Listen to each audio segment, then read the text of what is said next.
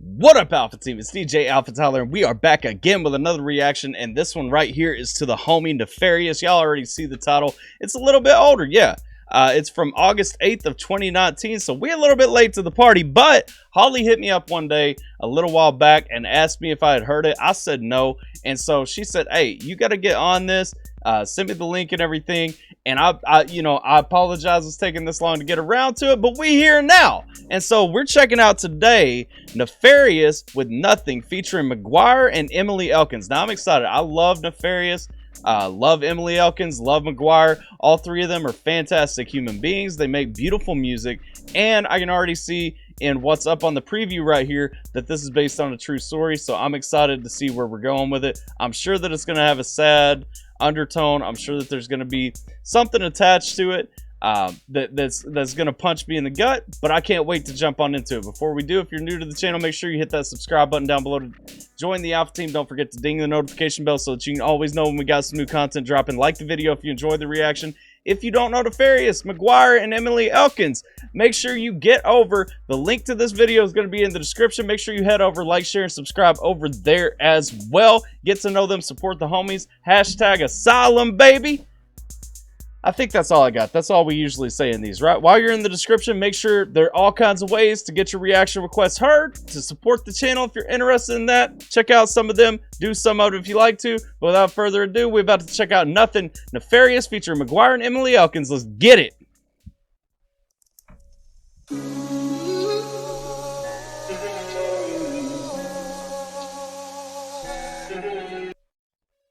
Man, why is it doing this? This is the second time tonight. Hang on, this is the second time tonight that like I've had this little jump happen while I'm recording.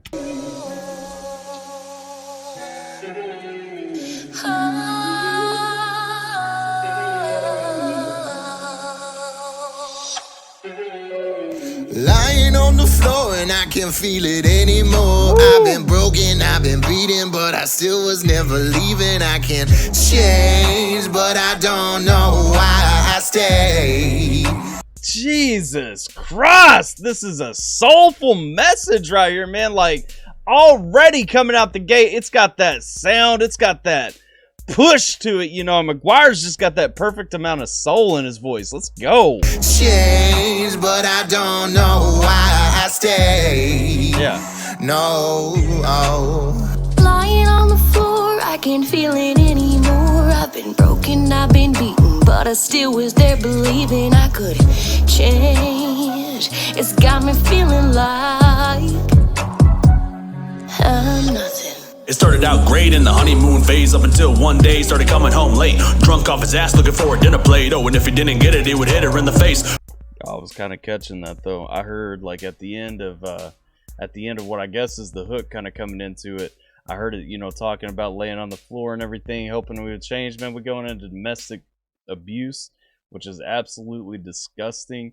Neff coming in, he laying out the story though. He's saying everything was great through the honeymoon phase till dude started coming home looking for the dinner plate. He was drunk. He was irrational. I mean, man, and listen, as much to the people, okay, there are two sides of this. Number one, if you're the abused in this situation, get out. They ain't nobody worth staying. People ain't gonna change like that, and if they are gonna change, they're gonna change a hell of a lot quicker if you show them that you're not gonna put up with it. Get out of that situation if you're in that situation.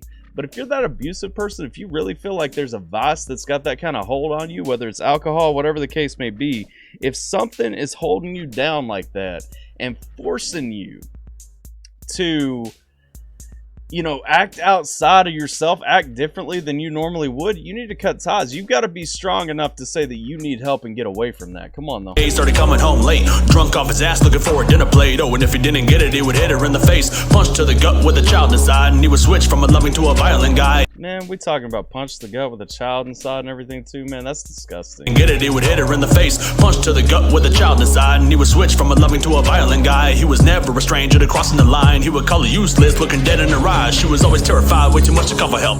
Bitch, you think this coffee cup is gonna clean itself? Fuck a useless bitch, I'm going out with the guys, and you better not cry, it'll be worse than the last time. He would overpower and insult her on the way down. She would just lay down on the floor face down. He told her to stay down, don't know what to say now. She would just count to prevent another breakdown. 1, this is how it feels to lose power. 2, Man, the story right here though, like stories like this, I'm not even playing. When I hear something like this, I just want to go hug my wife, and like it disgusts me to know that this is a world where people treat each other like that.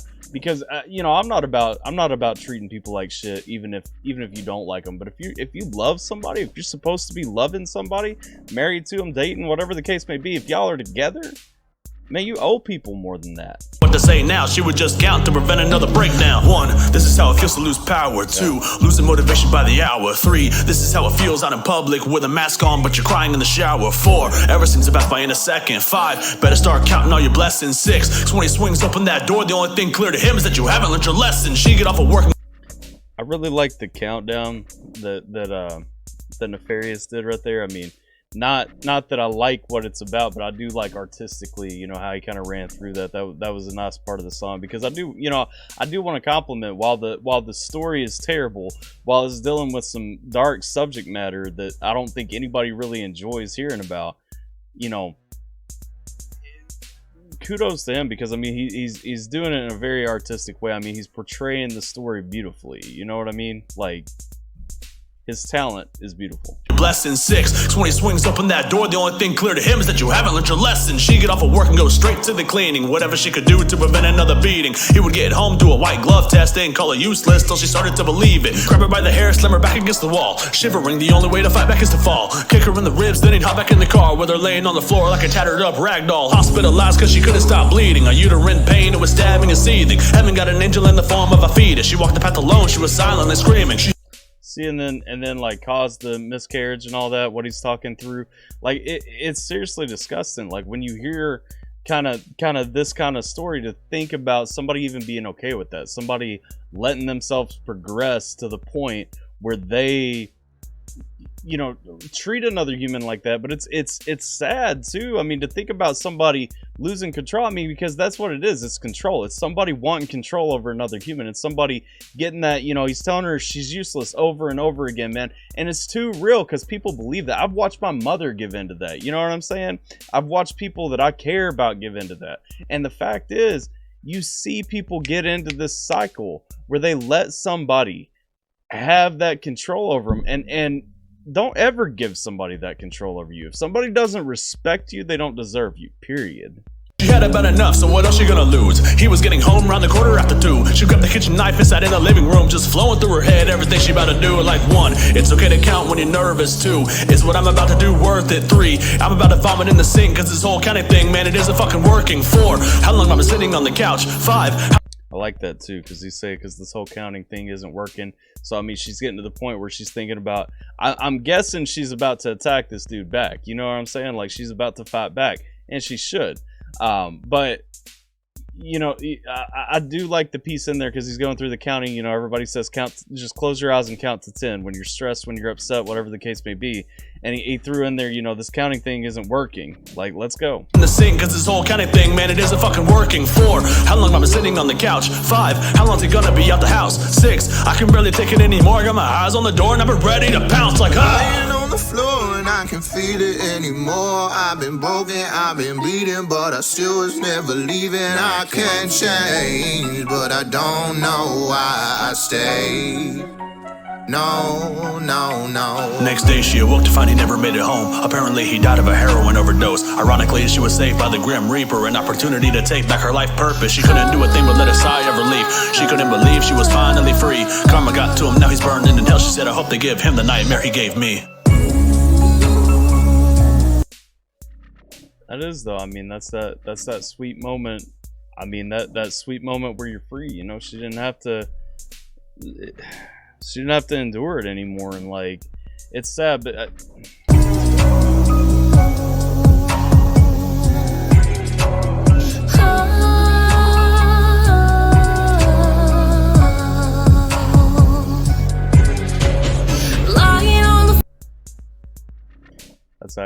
that's actually like the saddest visual in this video. Like, that hit me right there. I mean, finally, like, at the point where you can look in the mirror and say that you love yourself. Come on now.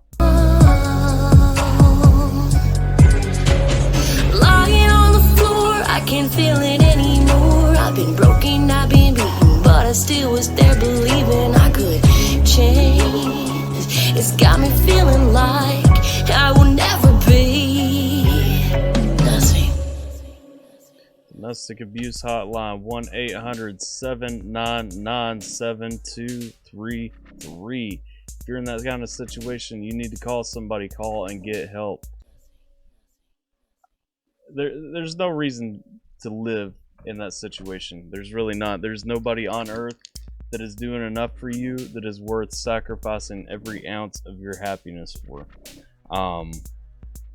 Obviously, the subject matter in the song is you know, really dark. It's not something anybody likes exploring, but I do love that songs exist like this for somebody to get strength out of, because this right here, I mean, this is real. I mean, this is true. This is what we need to be pushing to people. Get out of those situations. Get help if you need help. You are better than that. Every single person is better than to put up with what was talked about in this video. And if you're the person abusing, you need to change. Whether it's therapy, whether it's you know addiction, you know, rehab, whatever gets you out of what you're doing, gets you out of treating people like this. Nobody should have the ability to treat another human being like this. I thought they all three did their parts, you know, amazingly. McGwire and Emily, beautiful on that piece, you know, the beginning and the end piece right there. Neph, of course, fantastic. Honestly, this might be the best that I've ever heard Neph sound like. And I've heard Neph really good. Like, I've heard a lot of Nepharius's music, and he never disappoints. But I mean, he just owned this one. You know what I'm saying? Like, he completely just. He showed a lot of different aspects of how he can rap. He showed a lot of how he can write behind this. I really appreciated what Neph brought into this one. Loved what McGwire and Emily brought into this one too. So I mean, this song overall for me is you know, it's perfect. And I hope that you guys will share it to somebody. If you know somebody that's stuck in this situation, share it to them. Maybe it'll give them the inspiration that they need. But that's all I got for this one. Let me know what you guys think about it down in the comments. As always, if you're new to the channel, hit that subscribe button down below to join the Alpha team. Ding that notification bell to get on a notification squad. Don't forget to like the video if you enjoyed the reaction. Hit me up on social media, all that good stuff. And don't forget, if you don't know Nepharius, get down. The link to this video will be in the description below. Make sure that you go check him out. So like, share, and subscribe over there, because this is a message that really needs to get out. Give it the attention it deserves. That's all I got for you guys today, though. I hope you're staying safe, taking care. I'm DJ AlphaTyler, and I'm going to catch you guys next time. Managers won't take their balls. Grab your balls, you a grown-ass man. Whining and crying like it's a part of your plan, can understand. Yeah, you rapping that you go hard, rapping with no bars. Reckon you a joke, only ripping off the real stars. I got the diabolic rhyme, and you know we're gonna have one hell of a time. Stick a sip of the shot, I'm incensing your mind. Been on the sideline watching, aging like a fine wine, inferno in your mind, like Dante in the 9-9. Yeah.